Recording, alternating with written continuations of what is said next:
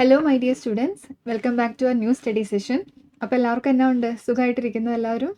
അപ്പോൾ അറിയാലോ, നമ്മുടെ CA ഫൈനലിൻ്റെയും ഇൻ്ററിൻ്റെയും ഫൗണ്ടേഷൻ്റെയും ഒക്കെ മെയ് 25 റിസൾട്ട് ഒക്കെ പബ്ലിഷായി കഴിഞ്ഞു ലാസ്റ്റ് വീക്ക്. അപ്പോൾ എക്സാം ഫോമൊക്കെ ഇനി സെപ്റ്റംബർ 25 ഓപ്പൺ ആയി കഴിഞ്ഞു. അധികം സമയമില്ല, 2 മാസം തികച്ചില്ല. എല്ലാവരും പഠിത്തത്തിൻ്റെ ട്രാക്കിൽ തന്നെയാണെന്നാണ് ഞാൻ വിശ്വസിക്കുന്നത്.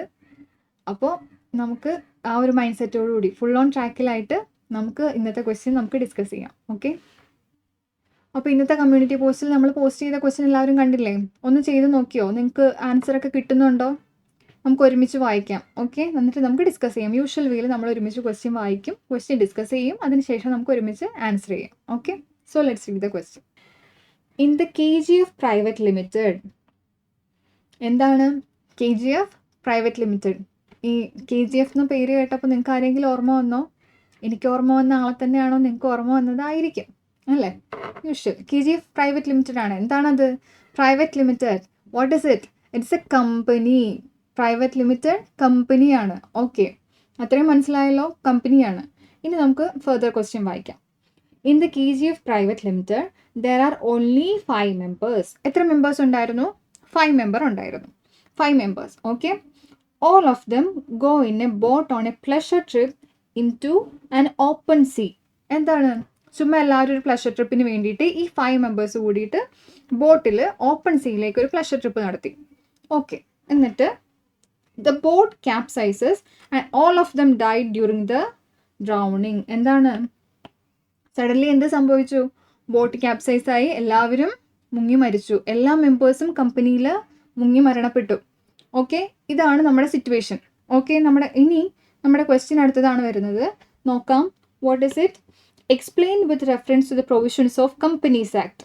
കമ്പനിയാണ്, കമ്പനീസ് ആക്ടിലെ ക്വസ്റ്റ്യൻ ആണ്. നമുക്ക് തുടക്കത്തിൽ ആദ്യത്തെ സെൻറ്റൻസ് വായിച്ചപ്പോൾ തന്നെ നമുക്ക് മനസ്സിലായി അല്ലേ?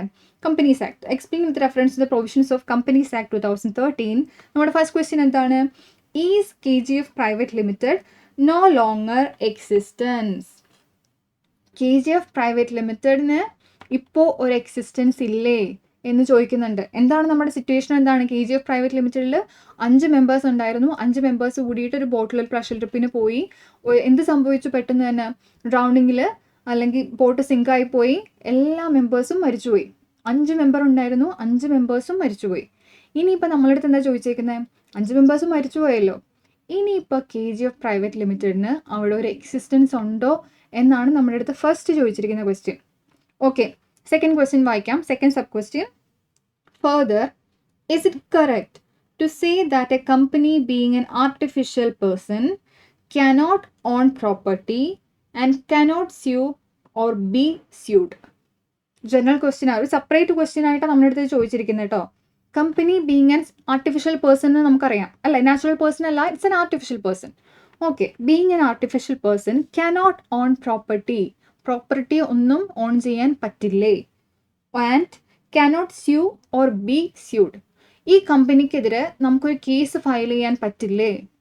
അല്ലെങ്കിൽ ഈ കമ്പനിക്ക് സ്വന്തമായിട്ട് വേറെ ആർക്കെങ്കിലും കേസ് ഫയൽ ചെയ്യാൻ പറ്റില്ലേ? അല്ലെങ്കിൽ കമ്പനിയുടെ പുറത്ത് ആർക്കെങ്കിലും കേസ് ഫയൽ ചെയ്യാൻ പറ്റില്ലേ എന്നാണ് ചോദിക്കുന്നത്. സെക്കൻഡ് ക്വസ്റ്റ്യൻ ഒന്നും കൂടി ശ്രദ്ധിച്ചേ. Further, is it correct to say എന്നാണ് ചോദിച്ചേക്കുന്നത്. നമ്മുടെ അടുത്ത് ഈ പറയുന്ന കാര്യം കറക്റ്റ് ആണോ ഇൻകറക്റ്റ് ആണോ എന്നാണ് ക്വസ്റ്റ്യൻ ചോദിച്ചിരിക്കുന്നത്. മനസ്സിലായോ? അപ്പോൾ തുടക്കത്തിൽ നമ്മൾ ശ്രദ്ധിക്കണം എങ്ങനെയാണ് നമ്മുടെ ആൻസർ പ്രസൻറ്റേഷൻ വേണ്ടതെന്നാണ് കേട്ടോ. Further, is it correct to say that എന്നാണ്. അപ്പോൾ നമ്മൾ കറക്റ്റ് ആണോ ഇൻകറക്റ്റ് ആണോ എന്ന് വേണം എഴുതാനായിട്ട്. അങ്ങനെ വേണം നമ്മൾ ആൻസർ ചെയ്യാൻ. ഓക്കെ, ഇത് എത്ര മാർക്കിൻ്റെ ക്വസ്റ്റ്യൻ ആണെന്ന് കണ്ടല്ലോ? 5 മാർക്സിൻ്റെ ക്വസ്റ്റ്യൻ ആണ്. ഈ 5 മാർക്സിൻ്റെ ക്വസ്റ്റ്യനിൽ നമ്മൾ ഒറ്റ ആൻസർ അല്ല എഴുതി വെക്കേണ്ടത്. 2 സബ് ക്വസ്റ്റ്യനും കൂടി ഉണ്ട്. ആദ്യത്തെ സബ് ക്വസ്റ്റ്യൻ ഉണ്ട്, അത് കഴിഞ്ഞിട്ട് സെപ്പറേറ്റ് ആയിട്ട് രണ്ടാമത്തെ സബ് ക്വസ്റ്റ്യനും ഉണ്ട്. ഇപ്പോൾ ഇതിന് മാർക്ക് അലോക്കേഷൻ വന്നേക്കുന്നത് എങ്ങനെയാണെന്നറിയോ? ഈ ഫസ്റ്റ് ക്വസ്റ്റ്യന് 2 മാർക്കായിരിക്കും, ഈ സെക്കൻഡ് സബ് ക്വസ്റ്റ്യന് 3 മാർക്കായിരിക്കും. ഈ മാർക്കിങ് കണ്ടല്ലോ? നമുക്ക് ചിലപ്പോൾ ഒത്തിരി കുട്ടികൾ നമ്മൾ ശ്രദ്ധിച്ചിട്ടുണ്ട്, ഈ 2 മാർക്കിൻ്റെ ഈ ഫസ്റ്റത്തെ നമ്മുടെ സബ് ക്വസ്റ്റ്യൻ ഇല്ലേ, ഈ KGF private limited no longer existence എന്നുള്ളതാണ് ക്വസ്റ്റ്യൻ. പക്ഷേ ആൻസർ എന്ത് ചെയ്യും? ഒരു പേജ് മൊത്തം എഴുതി വെക്കും. അങ്ങനെ എഴുതി വെക്കേണ്ട കാര്യമുണ്ടോ? ഈ 2 മാർക്കിൻ്റെ ക്വസ്റ്റ്യൻ ഒരു പേജ് മൊത്തം എഴുതി വെക്കണോ? വേണ്ട. എന്തിനാ? നമുക്ക് ആവശ്യമുള്ള കാര്യങ്ങൾ എഴുതിയാൽ മതി. അപ്പോൾ അതിനും കൂടി വേണ്ടിയിട്ടാണ് ഇന്ന് ഈ ക്വസ്റ്റ്യൻ നമ്മൾ സ്പെസിഫിക് ആയിട്ട് തിരഞ്ഞെടുത്തിരിക്കുന്നത്. എങ്ങനെ ആൻസർ ഷോർട്ട് കട്ട് ചെയ്തിട്ട് ഈ 2 മാർക്കിൽ എന്താണ് നമ്മുടെ കറക്റ്റ് പ്രസൻറ്റേഷൻ ഓഫ് ആൻസർ വരേണ്ടതെന്ന്. ഓക്കെ, അപ്പോൾ നമുക്ക് ഒരുമിച്ച് നോക്കാമല്ലോ. എന്താണ് ഈ ഫസ്റ്റ് ക്വസ്റ്റ്യൻ പറഞ്ഞിരിക്കുന്നത്? എന്താണ്? Is KGF private limited no longer existence. എല്ലാവരും കമ്പനിയിലെ എല്ലാ മെമ്പേഴ്സും മരിച്ചുപോയെന്ന് വിചാരിച്ച് KGF പ്രൈവറ്റ് ലിമിറ്റഡ് അങ്ങ് ഇല്ലാണ്ടായോ? അതാണ് നമ്മുടെ അടുത്ത് ചോദിച്ചിരിക്കുന്നത്. ഇല്ലാണ്ടാവോ? ഒരിക്കലും ഇല്ല. One of the feature of company എന്താണ് പറഞ്ഞിരിക്കുന്നത്? ഇറ്റ്സ് എ പെർപ്പച്വൽ സക്സഷൻ ആണ്. എന്ന് പറഞ്ഞു കഴിഞ്ഞാൽ separate legal entity, company have A separate legal entity and have a perpetual succession. എന്താണ് പെർപ്പച്വൽ സക്സഷൻ? എന്താണ്? ഇഫ് കമ്പനീസിൻ്റെ ഈ കമ്പനിയിൽ എല്ലാ മെമ്പറും മരിച്ചു പോയാലും കമ്പനി എന്താണ് അവിടെ എക്സിസ്റ്റ് ആവും. Company continues to exist a separate legal entity. അതിനൊരിക്കലും കമ്പനി എല്ലാ മെമ്പറും മരിച്ചുപോയി എന്ന് വിചാരിച്ച് കമ്പനി ഒരിക്കലും ഡിസോൾവ് ആവില്ല. അപ്പോൾ നമ്മുടെ കമ്പനിക്ക് അതിൻ്റെ മെമ്പേഴ്സിൻ്റെ കയ്യിൽ നിന്ന് ഒരു സെപ്പറേറ്റ് ലീഗൽ എൻറ്റിറ്റി ആണത്. ഒരു സെപ്പറേഷൻ ഉണ്ട്. അപ്പോൾ മെമ്പർ എല്ലാവരും മരിച്ചുപോയി എന്ന് വിചാരിച്ച് കമ്പനിയും അവിടെ ഓട്ടോമാറ്റിക്കലി ഡിസോൾവ് ആവില്ല ഒരിക്കലും. Company still continues to exist. എങ്ങനെയായിരിക്കും? ചിലപ്പോൾ കമ്പനിയുടെ അഡ്മിനിസ്ട്രേഷനൊക്കെ നടത്തുക അവിടുത്തെ ലീഗൽ ഹയർ ആയിരിക്കും. ഓരോ മെമ്പേഴ്സിനും ഓരോ ലീഗൽ ഹയർ ഉണ്ടായിരിക്കും. അതായിരിക്കും legal representative of the diseased person ആയിരിക്കും ചിലപ്പോൾ അത് മാനേജ് ചെയ്യുന്നുണ്ടാവുക. അതിനുശേഷം കമ്പനിയുടെ പ്രൊസീജിയർ അനുസരിച്ച് പുതിയ മെമ്പേഴ്സ് വരും. എന്താണ്? The show must go on. Company എന്താണ്? Still continues to exist. എന്തുകൊണ്ട്? It have a perpetual succession. കമ്പനിയുടെ വൺ ഓഫ് ദ മെയിൻ ഫീച്ചറാണത് perpetual succession. It's a separate legal എക്സിസ്റ്റൻസും കമ്പനിക്ക് ഉണ്ട്. അപ്പോൾ അതാണ് ആൻസർ.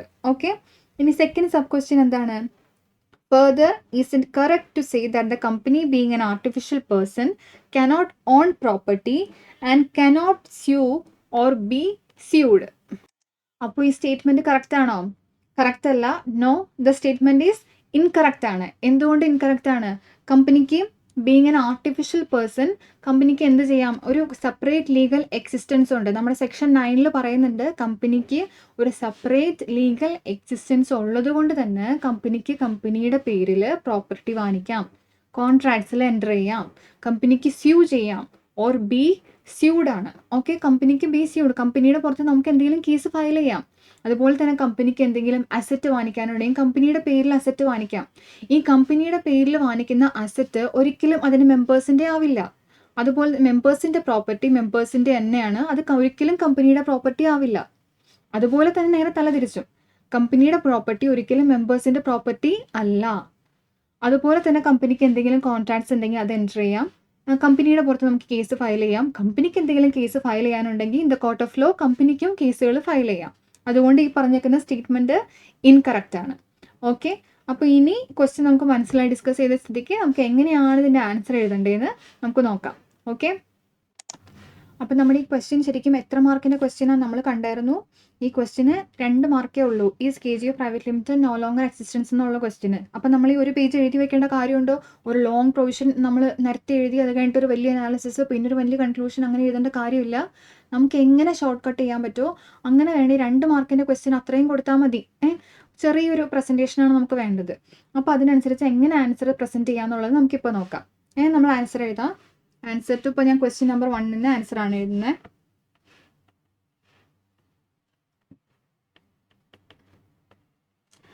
എന്താ ശരിക്കും നമ്മുടെ ആൻസർ എന്താ? Is KGF private limited no longer existence ആണോ? അല്ലല്ലോ. കമ്പനിക്ക് എന്തുണ്ട്? ഒരു സെപ്പറേറ്റ് ലീഗൽ എക്സിസ്റ്റൻസ് ഉണ്ട്. കമ്പനീസ് ആൻ ആർട്ടിഫിഷ്യൽ പേഴ്സൺ ആയതുകൊണ്ട് ഇതിനൊരു സെപ്പറേറ്റ് ലീഗൽ എക്സിസ്റ്റൻസ് ഉണ്ട്.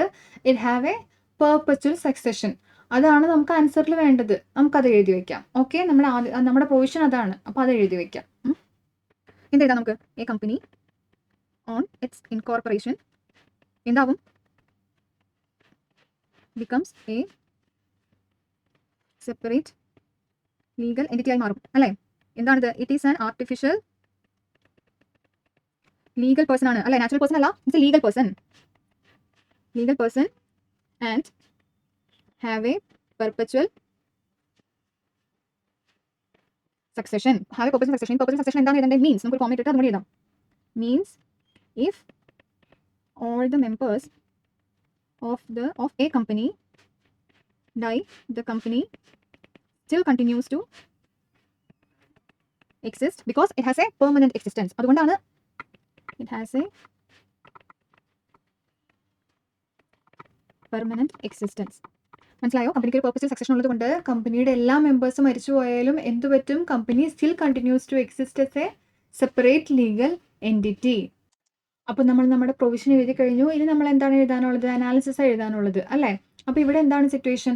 നമ്മുടെ KGF private limited independent of its members ആണ് എന്ന് പറഞ്ഞു കഴിഞ്ഞാൽ കമ്പനിയും അതിൻ്റെ മെമ്പേഴ്സും ഇത് സെപ്പറേറ്റ് ആണ്. മെമ്പേഴ്സ് എല്ലാവരും മരിച്ചുപോയി എന്ന് വിചാരിച്ച് ഒരിക്കലും കമ്പനി ഡിസോൾവ് ആകുന്നില്ല. അപ്പോൾ അതാണ് നമ്മുടെ അനാലിസിസിൽ എഴുതേണ്ടത്. ഓക്കെ, അപ്പോൾ നമ്മൾ വാരി വലിച്ച അനാലിസിസ് എഴുതണ്ട. ഇതാണ് സംഭവമുള്ളൂ. ബിക്കോസ് എന്താണ് കാരണം? കമ്പനി ഡിസോൾവ് ആവാത്തതിൻ്റെ കാരണം എന്താണ്? Because it has A purpose succession. അത്രയും എഴുതിയാൽ മതി. അപ്പോൾ നമുക്കത് എങ്ങനെ എഴുതണമെന്ന് നോക്കാം. അപ്പോൾ നമുക്ക് എങ്ങനെ എഴുതാമല്ലോ എന്ന് നെക്സ്റ്റ് പാരഗ്രാഫ് ആയിട്ട് തുടങ്ങാം. ഇൻ ദ ഗിവൺ കേസ് ആരാണ്? ദ എക്സിസ്റ്റൻസ് ഓഫ്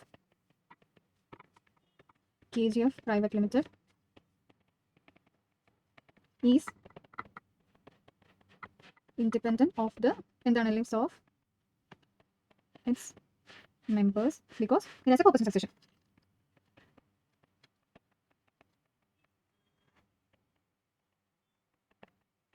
ഇതാണ് നമ്മൾ അനാലിസിസിൽ എഴുതേണ്ടത്. ഈ ഒരു 2 സെൻറ്റൻസ് എഴുതിയാൽ മതിയായിരിക്കും. മനസ്സിലായോ?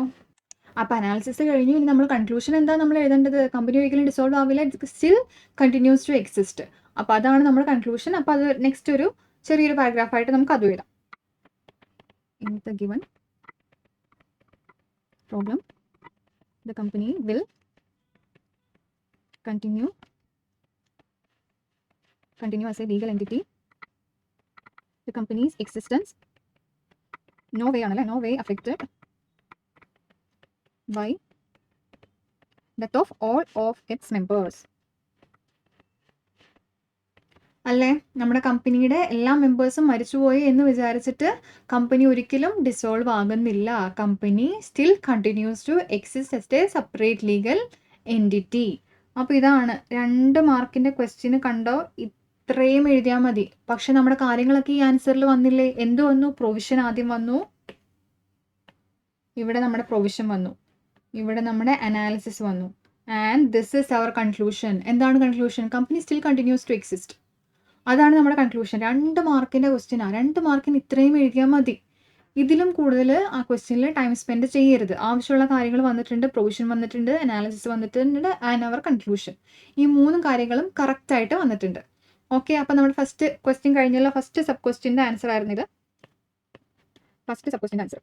ഓക്കെ, ഇനി സെക്കൻഡ് സബ് ക്വസ്റ്റ്യൻ ആണ്. ഓക്കെ, ഇതിൻ്റെ ആൻസർ നമുക്ക് എങ്ങനെയാണ് പ്രിപ്പയർ ചെയ്യണമെന്ന് നോക്കാം. ഈ പറഞ്ഞേക്കുന്ന ഈ സ്റ്റേറ്റ്മെൻറ്റ് കറക്റ്റ് ആണോ?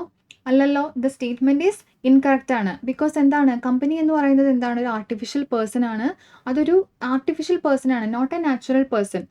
അതുകൊണ്ട് തന്നെ ഈ കമ്പനിക്ക് എന്ത് ചെയ്യാൻ പറ്റും? കമ്പനിക്ക് കോൺട്രാക്ട്സിൽ എൻ്റർ ചെയ്യാം, പിന്നെ അതുപോലെ തന്നെ കേസ് ഫയൽ ചെയ്യാം, അല്ലെങ്കിൽ കമ്പനിക്കെതിരെ നമുക്കൊരു കേസ് ഫയൽ ചെയ്യാം, കമ്പനിക്ക് ഒരു ബാങ്ക് അക്കൗണ്ട് തുടങ്ങണമെങ്കിൽ തുടങ്ങാം, നമുക്ക് കമ്പനിയുടെ പേരിൽ ഒരു ലോൺ റൈസ് ചെയ്യണമെങ്കിൽ റൈസ് ചെയ്യാം. അതുപോലെ തന്നെ അങ്ങനെ എല്ലാം നമുക്ക് കമ്പനിക്ക് ചെയ്യാൻ പറ്റും. ഒരു നാച്ചുറൽ പേഴ്സണ് ചെയ്യാൻ പറ്റുന്ന എല്ലാ കാര്യങ്ങളും ചെയ്യാൻ പറ്റും, എക്സെപ്റ്റ് ചില കാര്യങ്ങൾ മാത്രം. കമ്പനിക്ക് കല്യാണം കഴിക്കാൻ പറ്റുമോ? പറ്റില്ല. കമ്പനിക്ക് എന്തെങ്കിലും ഒരു പ്രൊഫഷൻ പ്രാക്ടീസ് ചെയ്യാൻ പറ്റുമോ? ഇപ്പോൾ ഒരു ഡോക്ടറിൻ്റെ പ്രൊഫഷൻ എടുക്കണം ഒരു കമ്പനിക്ക് എന്നുണ്ടെങ്കിൽ പറ്റുമോ? കമ്പനിക്ക് ഒരു മ്യൂസിഷ്യൻ ആവണം എന്ന് വിചാരിച്ചാൽ പറ്റുമോ? അങ്ങനെയുള്ള കാര്യങ്ങളൊന്നും പറ്റില്ല. പിന്നെ അതുപോലെ തന്നെ ഒരു ഓത്ത് എടുക്കാനാണെങ്കിലും കമ്പനിക്ക് അത് പറ്റില്ല. ചില കാര്യങ്ങൾ പറ്റില്ല, പക്ഷെ ബാക്കിയുള്ള എല്ലാ കാര്യങ്ങളും കമ്പനിക്കും പറ്റും. അപ്പോൾ ഇപ്പോൾ ഈ ക്വസ്റ്റ്യനിൽ പറഞ്ഞിരിക്കുന്നത് കമ്പനിക്ക് ചെയ്യാൻ പറ്റില്ലേ? എന്തായിരുന്നു നമ്മുടെ question? Further, is it correct to say that the company being an artificial person cannot own any property and cannot sue or be sued. അങ്ങനെയല്ലല്ലോ, സ്റ്റേറ്റ്മെൻറ്റ് ഈസ് ഇൻകറക്റ്റ് ആണ്. ഓക്കെ, കമ്പനിക്ക് പ്രോപ്പർട്ടി ഓൺ ചെയ്യാം, കമ്പനിക്ക് എന്ത് ചെയ്യാം? ലോൺ റൈസ് ചെയ്യാം, കമ്പനിക്ക് liabilities incur ചെയ്യാം, കമ്പനിക്ക് അസറ്റ് മേടിക്കാം, കമ്പനിക്ക് ഒരു ബാങ്ക് അക്കൗണ്ട് തുടങ്ങാം, കമ്പനിക്ക് ഇഷ്ടമുള്ളത് ചെയ്യാം. Because it's an artificial person. അപ്പോൾ നാച്ചുറൽ പേഴ്സണ് ചെയ്യാൻ പറ്റുന്ന എല്ലാം ചെയ്യാൻ പറ്റും, എക്സെപ്റ്റ് ഞാൻ പറഞ്ഞ സർട്ടൺ കാര്യങ്ങൾ മാത്രം. അല്ലാണ്ട് കമ്പനിക്ക് എല്ലാ കാര്യങ്ങളും ചെയ്യാൻ പറ്റും. അപ്പോൾ അതാണ് നമ്മുടെ ആൻസർ. നമുക്കത് എങ്ങനെ പ്രസൻറ്റ് ചെയ്യേണ്ടത് നോക്കാം. ഓക്കെ, അപ്പോൾ നമ്മുടെ സ്റ്റേറ്റ്മെൻറ്റ് കറക്റ്റ് ആണോ? കറക്റ്റ് അല്ലല്ലോ, നമുക്ക് അങ്ങനെ വെച്ച് തുടങ്ങാം. Okay, the statement is incorrect.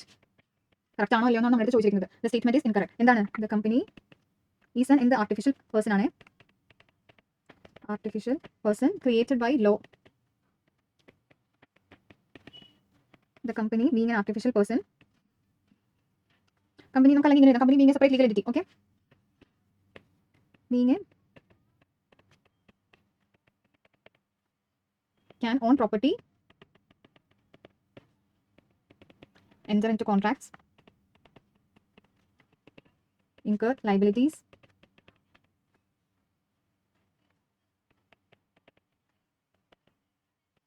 raise loans. അല്ലെങ്കിൽ അതുപോലെ തന്നെ even the members can contract with the company. അല്ലേ, we can sue or be sued on its own name. പിന്നെ കമ്പനിക്ക് ചെയ്യാൻ പാടില്ല, നമുക്ക് ചെയ്യാൻ പറ്റില്ല എന്ന കുറച്ച് കാര്യങ്ങൾ നമ്മൾ പറഞ്ഞില്ലേ, അതുകൂടി നമുക്ക് എഴുതി വയ്ക്കാം. It can do everything which a natural person can do except എന്തൊക്കെയാണ്, except be sent to jail. Company നമുക്ക് ജയിലിൽ അയക്കാൻ പറ്റുമോ? ബീങ് ആർട്ടിഫിഷ്യൽ പേഴ്സൺ നമുക്ക് കമ്പനിയിൽ ജയിലിൽ അയക്കാൻ പറ്റില്ല. ടേക്ക് ആൻ ഓത്ത്, അതുപോലെ തന്നെ marry or practise a learned profession ആണ്, ലേൺഡ് പ്രൊഫഷൻ. ഹെൻസ് നമുക്ക് എന്ത് കൺക്ലൂഡ് ചെയ്യാം, it is a legal person on its own sense. അപ്പോൾ ആദ്യം തന്നെ നമ്മൾ സ്റ്റേറ്റ്മെൻറ്റ് കറക്റ്റ് ആണോ ഇൻകറക്റ്റ് ആണോ എന്ന് എഴുതി, അതിനുശേഷം നമ്മൾ എന്തുകൊണ്ടത് ഇൻകറക്റ്റ് ആയി എന്നും നമ്മൾ എഴുതി, നമ്മുടെ പ്രോപ്പർ റീസൺസ് ഒക്കെ കൊടുത്ത് നമ്മൾ കറക്റ്റായിട്ട് എഴുതി. അപ്പോൾ ഇത്രയും എഴുതിയാൽ മതി. ഒരു 5 മാർക്കിൻ്റെ ക്വസ്റ്റ്യൻ്റെ സ്പ്ലിറ്റ് ആയിരുന്നു നമ്മൾ ഈ കണ്ടത് അല്ലേ. 5 മാർക്കിന് 2 സബ് ക്വസ്റ്റ്യൻ ഉണ്ടായിരുന്നു, 2ഉം 3ഉം മാർക്കും വെച്ചിട്ട്. അപ്പോൾ നമ്മുടെ ആൻസർ നമ്മൾ അതുപോലെ പ്രസൻറ്റ് ചെയ്തു. അപ്പോൾ ഇങ്ങനെയായിരിക്കണം ഒരു കറക്റ്റ് വേ ഓഫ് പ്രസൻറ്റേഷൻ, അല്ലാതെ 5 മാർക്കിൻ്റെ പോലെ 2 പേജാക്കി ആൻസർ എഴുതി വെക്കരുത്. ഓക്കെ, അപ്പോൾ ഇതായിരുന്നു നമ്മുടെ ഇന്നത്തെ കമ്മ്യൂണിറ്റി പോസ്റ്റിൽ നമ്മൾ പോസ്റ്റ് ചെയ്ത ക്വസ്റ്റ്യൻ. അപ്പോൾ ക്വസ്റ്റ്യൻ എല്ലാവർക്കും മനസ്സിലായെന്ന് വിചാരിക്കുന്നു. അപ്പോൾ എല്ലാവരും സ്വന്തമായിട്ട് ഒന്നും കൂടി ഇതിൻ്റെ ആൻസർ പ്രാക്ടീസ് ചെയ്യുക. ഇനി നിങ്ങൾ ഒന്നും കൂടി ഇതിൻ്റെ ആൻസറൊക്കെ എഴുതി നോക്കുക. അത് ഒപ്പം തന്നെ ക്വസ്റ്റ്യൻ്റെ മാർക്സ് കൂടി നിങ്ങൾ നോക്കണേ. മാർക്സ് നോക്കിയിട്ട് വേണം നിങ്ങൾ ഓരോ ക്വസ്റ്റ്യൻ്റെയും ആൻസർ നമുക്ക് പ്രസൻറ്റ് ചെയ്യാനായിട്ട്. ഓക്കെ, അപ്പോൾ ഒരു ഡയലോഗ് പറഞ്ഞിട്ട് നമുക്ക് ഇന്നത്തെ നമ്മുടെ ഈ സെഷൻ നമുക്ക് വൈൻഡപ്പ് ചെയ്യാം അല്ലേ. ഡയലോഗ് എന്താണെന്നറിയോ, ജീവിതത്തിൽ കുറച്ചൊക്കെ പേടി വേണം, പക്ഷെ ആ പേടി എന്ത് വേണം, ഹൃദയത്തിൽ നിന്നുണ്ടാവണം. പക്ഷെ ആ ഹൃദയം നമ്മുടെ ആയിരിക്കരുത്, നമ്മുടെ എതിരാളികളുടെ ആയിരിക്കണം. ഇതാരാ പറഞ്ഞതെന്നറിയോ, നമ്മുടെ KGF private limited owner Rocky boy പറഞ്ഞതാണ് കേട്ടോ. എല്ലാവർക്കും അറിയായിരിക്കും ഈ ഡയലോഗൊക്കെ. അപ്പോൾ അത് തന്നെ എനിക്ക് നിങ്ങളുടെ അടുത്തും പറയാനുള്ളൂ. നിങ്ങളുടെ ആൻസർ റൈറ്റിങ്ങും നിങ്ങളുടെ പ്രസൻറ്റേഷനും നിങ്ങളുടെ പ്രൊഫഷൻസൊക്കെ എഴുതി കഴിഞ്ഞിട്ട് നിങ്ങളുടെ ആൻസർ കണ്ടിട്ട് ICA വണ്ടറടിക്കണം. ICA പേടിക്കേണ്ടത്, നിങ്ങൾക്ക് എവിടെ മാർക്ക് കുറയ്ക്കും എന്ന് ICA ചിന്തിക്കണം. മനസ്സിലായോ? അപ്പോൾ ആ രീതിയിൽ നിങ്ങൾ ആൻസർ പ്രസൻറ്റ് ചെയ്യുക. ഒരിക്കലും പരീക്ഷേനെ നിങ്ങൾ പേടിക്കരുത്, നിങ്ങളുടെ ആൻസർ കണ്ടിട്ട് ICA വണ്ടറടിക്കണം. എപ്പോഴും അത് മനസ്സിൽ വെക്കുക. അപ്പോൾ നമ്മുടെ ഫൗണ്ടേഷൻ റിസൾട്ട് വന്നപ്പോൾ നിങ്ങളെല്ലാവരും പാസ് പെർസെൻറ്റേജ് ഒക്കെ കണ്ടായിരിക്കുമല്ലോ അല്ലേ. 15% ആണ് നമ്മുടെ ഫൗണ്ടേഷൻ്റെ പാസ് പെർസെൻറ്റേജ് വന്നത് എല്ലാവരും തന്നെ. അപ്പോൾ 100 പേര് എഴുതി കഴിഞ്ഞാൽ എന്താണ്, 15 പേരെ അതിനകത്ത് നിന്ന് പാസ്സാക്കുന്നുള്ളൂ. അപ്പോൾ ആ 15 പേരിൽ നിങ്ങൾ ഓരോരുത്തരും ഉണ്ടായിരിക്കണം. അതിനു വേണ്ടി പഠിക്കണം. എങ്ങനെയെങ്കിലും എനിക്ക് ആ 15 പേരിൽ കയറണം. ഇനിയിപ്പോൾ ട്രാക്ക് ആവേണ്ട സമയമൊക്കെ ആയി. അപ്പോൾ എല്ലാവരും നന്നായിട്ട് പഠിക്കുക. അപ്പോൾ പുതിയൊരു സെഷനിൽ നമുക്ക് വീണ്ടും കാണാം. Okay, by.